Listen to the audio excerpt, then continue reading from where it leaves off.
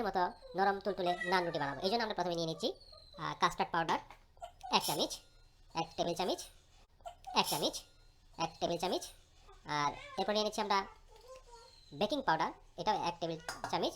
আমরা এখানে পরিমাণ 6 জনের 6টা নান রুটি করবো, সেই জন্য আমরা অল্প নিয়ে নিচ্ছি। তারপরে আমরা নিয়ে নিচ্ছি অল্প একটু পরিমাণ ইস্ট করবো, সেই জন্য আমরা অল্প নিয়ে নিচ্ছি। তারপরে আমরা নিয়ে নিচ্ছি অল্প একটু পরিমাণ ইস্ট নিয়ে নিলাম। এরপরে আমরা নিব গুঁড়া দুধ। আমরা 2 টেবিল চামচ গুঁড়া দুধ নিব আমরা এখন। 1 টেবিল চামচ গুঁড়া দুধ, 2 টেবিল চামচ গুঁড়া দুধ। ওকে, আমাদের হয়ে গেছে। এরপর আমরা নিব আমরা এখন 1 টেবিল চামচ গুঁড়া দুধ, 2 টেবিল চামচ গুঁড়া দুধ। ওকে, আমাদের হয়ে গেছে। এরপর আমরা নিব একটু চিনি। এখন নিয়ে নিলাম আমরা 1 টেবিল চামচ চিনি। আচ্ছা, এখন আমরা নিয়ে নিচ্ছি সয়াবিন তেল 2 টেবিল চামচ দেবো। 1 টেবিল চামচ দিলাম, আবার দিচ্ছি আরেক টেবিল চামচ। এই অল্প পরিমাণে আমরা তেল নিয়ে নিলাম। বাস, আমাদের মোটামুটি প্রাথমিকভাবে নেওয়া হয়ে গেল। এখন আমরা এগুলো ভালো করে মিক্সার করবো, সুন্দর করে মিক্সার করবো। মোটামুটি প্রাথমিকভাবে নেওয়া হয়ে গেল। এখন আমরা এগুলো ভালো করে মিক্সার করবো, সুন্দর করে মিক্সার করবো।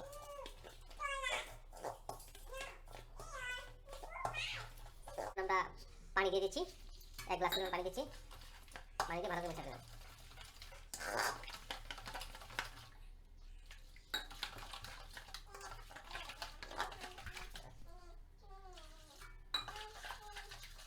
এই যে আমাদের পরিমাণ মতো আটা দিয়ে দিচ্ছি।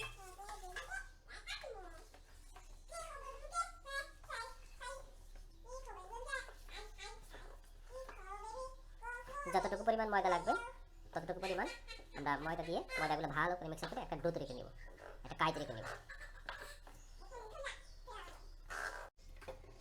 আমরা কাই তৈরি করে নিলাম। আমরা কাই তৈরি করে একদম আরও নরম হবে কাইটা। একটু ভালো করে একটু ডলা দিতে হবে, মিক্সার করতে হবে সুন্দর করে। কারণ মিক্সার ভালো হলে ডোটা ভালো হবে, আর ডোটা ভালো হলে নানটা ভালো হবে। আমাদের ডো তৈরি করা হয়ে গেল। এখন এর মধ্যে হালকা অল্প পরিমাণ তেল, অল্প পরিমাণ দিয়ে একটু ওটা দিয়ে এটা আমরা একটু রেস্টে